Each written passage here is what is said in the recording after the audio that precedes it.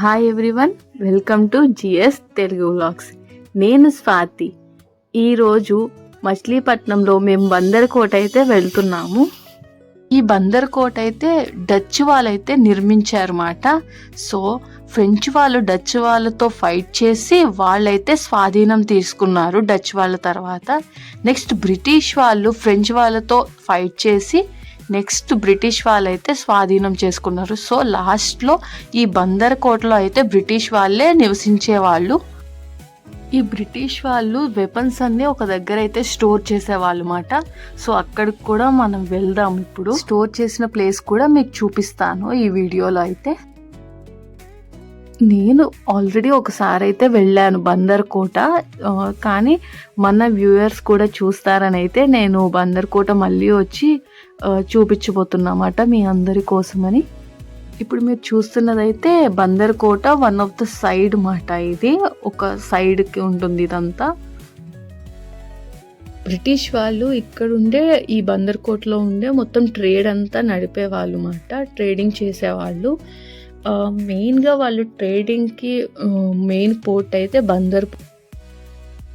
Video అయితే నేను next video ఒకటి చేసి మీకు చూపిస్తాను అనమాట. మా ఇంటి నుంచి ఇక్కడికైతే స్కూటీ మీద అయితే వచ్చామండి. ఒక 10-15 మినిట్స్లో అయితే మేము బందర్ కోట వచ్చేసాము. దగ్గరే అండి మాకైతే. మీరు వీడియోలో చూస్తున్నదైతే గంటా స్తంభం మాట.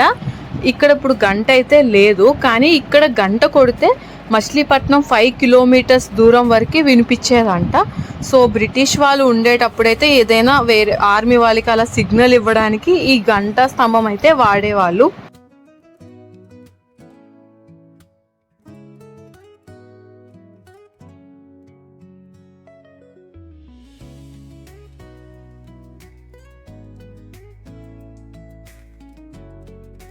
ఈ వీడియోని అయితే అసలు స్కిప్ చేయకండి. నేను చాలా ఇన్ఫర్మేషన్ అయితే దీనిలో చెప్పాను.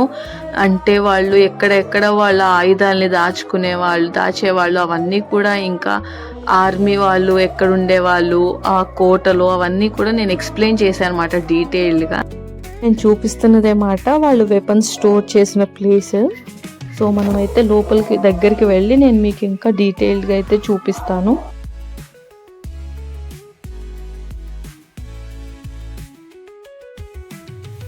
వెపన్స్ స్టోర్ చేసిన ప్లేస్ అయిపోయిన తర్వాత అయితే మీకు నేను బందర్ కోట చూపిస్తానండి.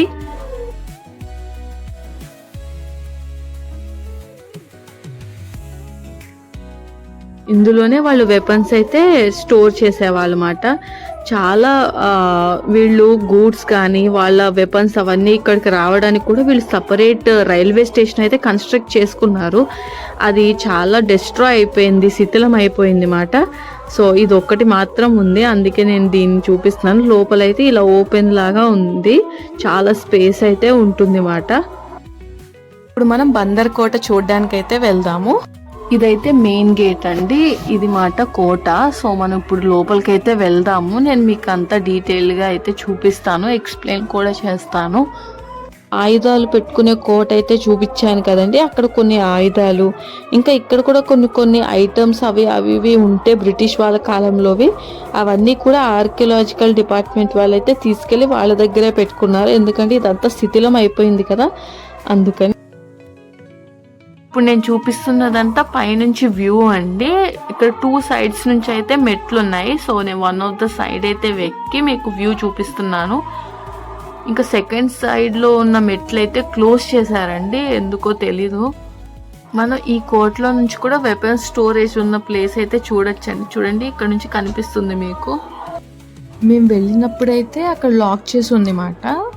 సో ఒక ఇద్దరైతే ఉన్నారు లోపల, వాళ్ళైతే మనకి లాక్ తీసి లోపలికైతే రానిచ్చారండి. చూస్తామని అంటే ఏమనలేదు వాళ్ళు.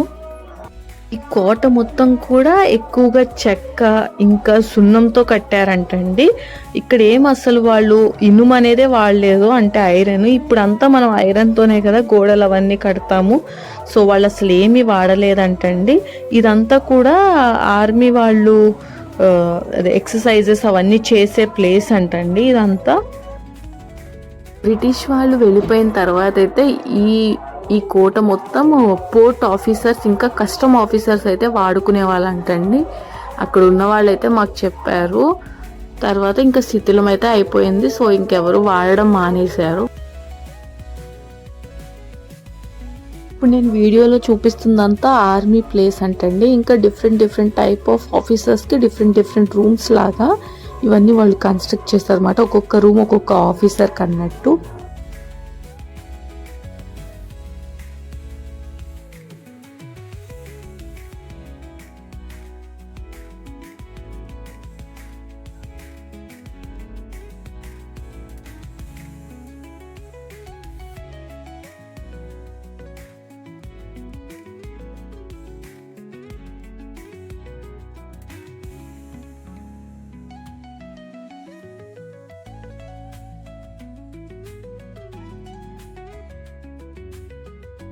ఇప్పుడు నేను చూపిస్తున్న ప్లేస్ అయితే బందర్కోట నుంచి కొంచెం వేరే వైపు అండి, కొంచెం దూరంలో. ఇదంతా ప్రిజనర్స్ని పెట్టేవాళ్ళంట ఇక్కడ. ఇదంతా జైలు అండి. ఇప్పుడు మొత్తం కూడా ఇల్లులు అవన్నీ కన్స్ట్రక్షన్ చేసేసారు. ఇవంతా శిథిలం అయిపోయాయి. అది కూడా ఇక్కడితో అయితే ఇంకా బందర్కోట అయిపోయిందండి చూపించడం. సో మేము ఇంకా ఇంటికైతే రిటర్న్ అవుతున్నాము. ఇదంతా కూడా రిటర్న్ అవుతున్నప్పుడు ఉన్న ప్లేస్ మాట. చెరువులు అవన్నీ ఉంటాయి ఇక్కడ. ఇంకా కొత్తగా ఒక స్కూల్ ఏదో స్టార్ట్ చేశారండి. దాని పేరు వచ్చి చాప్టర్ అంట. సో ఇంక ఇది కూడా చూపిస్తున్నాను మీకు.